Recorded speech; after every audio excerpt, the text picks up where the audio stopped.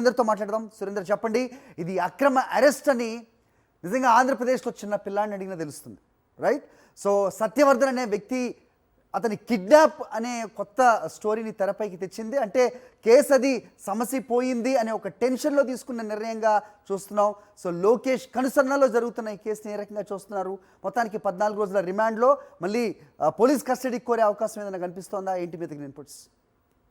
కూటమి ప్రభుత్వం అధికారంలోకి వచ్చిన దగ్గర నుంచి కూడా మాజీ ఎమ్మెల్యేలని టార్గెట్గా చేసిన పరిస్థితి, ఏదో ఒక కేసులో ఇరికించాలనే ఒక ఉద్దేశం అయితే కూటమి ప్రభుత్వం చాలా స్పష్టంగా ఇచ్చింది. రెడ్ బుక్ రాజ్యాంగం అమలు చేస్తామంటూ లోకేష్ ఇప్పటికే చెప్పారు. దానిలో ప్రధానంగా కృష్ణా జిల్లాకి సంబంధించి చూస్తే వల్లభనేని వంశీ పేరు కూడా ఉంది అంటూ కూడా ప్రకటించిన పరిస్థితి. అధికారంలోకి వచ్చిన తర్వాత ఖచ్చితంగా మీ సంగతి చూస్తామంటూ చెప్పిన పరిస్థితి కూడా కనిపించింది. అయితే గత 2 ఏళ్ల క్రితం టీడీపీ కార్యాలయం మీద దాడి జరిగింది. ఈ దాడిలో వల్లభనేని వంశీ చేయించారు, దానిలో పాల్గొన్నారు, ఆయన వ్యూహరచన చేశారంటూ టీడీపీ ఆరోపించిన పరిస్థితి. అయితే దీని మీద ఎవరైతే కేసు పెట్టారో సత్యవర్ధన్, ఆయన చాలా క్లారిటీగా చెప్పాడు.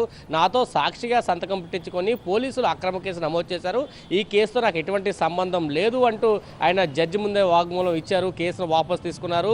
దీంతో పూర్తిగా ఎప్పుడైతే వల్లభనేని వంశీని టార్గెట్ చేయాలనుకున్న కూటమి ప్రభుత్వం ఉందో, ఈ సత్యవర్ధనం స్టేట్మెంట్ తోటి పూర్తిగా వాళ్ళ ఆలోచనలన్నీ కూడా పటాపంచలయ్యాయి. దీంతో అవమాన భారానికి దిగారు.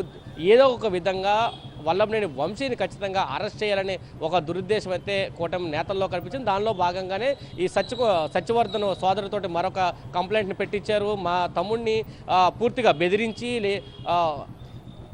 ఒక స్టేట్మెంట్ని రికార్డ్ చేశారు, మా తమ్ముడిని కిడ్నాప్ చేశారు, దాడి చేశారంటూ ఇంకొక ఎఫ్ఐఆర్ని నమోదు చేశారు. దానిలో హడావిడిగా ఒకరోజు అంటే 12వ తారీఖున ఎఫ్ఐఆర్ నమోదైతే 13వ తారీఖు ఉదయానికే వంశీని అదుపులోకి తీసుకున్న పరిస్థితి. నేను హైదరాబాద్లో నుంచి అదుపులోకి తీసుకుని విజయవాడ తరలించారు. ఈ విజయవాడ తరలించే దగ్గర కూడా అనేక హైడ్రామాలు నడిచాయి. కృష్ణలంక పోలీస్ స్టేషన్లో దాదాపు 9 గంటల పాటు విచారణ కొనసాగింది. ఇటు కుటుంబ సభ్యులు కానీ, పార్టీ నేతలను కానీ, అడ్వకేట్స్ కానీ ఎవరిని కూడా లోపలికి వెళ్ళనివ్వకుండా అడ్డుకున్న పరిస్థితి అయితే కనిపించింది. అక్కడి నుంచి నేరుగా ప్రభుత్వ ఆసుపత్రికి తరలించారు. ఆసుపత్రిలో వైద్య పరీక్షల అనంతరం మెజిస్ట్రేట్ ముందు హాజరుపరిచారు. అక్కడ కూడా రిమాండ్ రిపోర్ట్ని రిజెక్ట్ చేయాలంటూ వంశీ తరపు న్యాయవాదులు, వైసీపీ తరపు న్యాయవాదులు కూడా అడిగిన పరిస్థితి. పూర్తిగా ఇది కక్ష సాధింపులో భాగంగా ఏర్పాటు చేసిన ఒక రిమాండ్ రిపోర్ట్గా ఉంది. కేవలం కంప్లైంట్ ఆధారం చేసుకుని పూర్తిగా ఇచ్చారు. దీని విచారణ పూర్తిగా జరగలేదంటూ కూడా వాళ్ళు చెప్పిన పరిస్థితి అయితే కనిపించిన పరిస్థితి. ఖచ్చితంగా రిమాండ్ రిపోర్ట్ రిజెక్ట్ చేయాలంటూ నిన్నే అడిగిన పరిస్థితి అయితే కనిపించింది. దానిలో భాగంగా దాదాపు 2 గంటల పాటు వాదోపవాదాలు జరిగిన తర్వాత 14 రోజుల పాటు రిమాండ్ వంశీకి విధించిన పరిస్థితి అయితే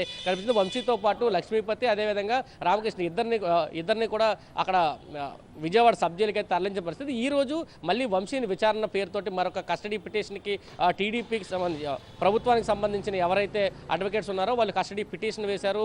మరొకసారి ఈ రోజు విచారణ జరగబోతుంది. దీంతో పాటు అక్రమ అరెస్టు చేశారు, ఖచ్చితంగా దీని మీద మేము న్యాయ పోరాటానికి వెళ్తామంటూ వంశీ భార్య కూడా తెలియజేశారు.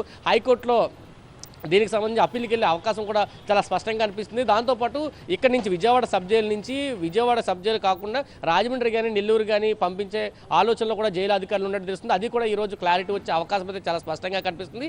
ఏదో ఒక విధంగా వంశీని ఇరిగించి జైల్లో పెట్టాలనే కూటమి నేతల పన్నాగం నిన్న రాత్రి పన్నింది. కానీ ప్రజలు మాత్రం ఖచ్చితంగా తెలుసుకున్నారు. ఇది తప్పుడు కేసు అనేది అందరికీ తెలిసిన అంశమే. చిన్న పిల్లవాడిని అడిగినా ఖచ్చితంగా ఇది తప్పుడు కేసు అని చాలా స్పష్టంగా చెప్తారు. ఎందుకంటే కేసు పెట్టిన వ్యక్తే నేను ఫాల్స్ కేసు పెట్టారు, పోలీసులు బెదిరించారు, ఇప్పుడు నేను స్టేట్మెంట్ ఇచ్చిన తర్వాత కూడా పోలీసు నుంచి నాకు హాని ఉంది, రక్షణ కల్పించాలంటూ మెజిస్ట్రేట్ ముందే సత్యవర్ధన్ చెప్పిన పరిస్థితి. మళ్ళీ సత్యవర్ధన్ కిడ్నాప్ చేశారంటూ వాళ్ళ తమ్ముడితో వేరే కేసు పెట్టించి దాని మీద ఎఫ్ఐఆర్ నమోదు చేసి వల్లభనేని వంశీని కావాలని టార్గెట్ చేసి నిన్న కేసు పెట్టి రిమాండ్కి తరలించిన పరిస్థితి కూడా చాలా స్పష్టంగా కనిపిస్తుంది. దీని మీద పెద్ద ఎత్తున అయితే వైసీపీ ఆందోళన చేస్తున్న పరిస్థితి, మరొక పక్క న్యాయ పోరాటానికి సిద్ధమవుతున్న పరిస్థితి ఆంధ్రప్రదేశ్లో కనిపిస్తుందని చెప్పాలి. హరి రైట్ సురేంద్ర, రైట్, మాజీ ఎమ్మెల్యే వల్లభనేని వంశీపై కూటమి సర్కార్ కక్ష సాధింపు చర్యలకు పాల్పడుతున్న పరిస్థితి మనం చూస్తున్నాం.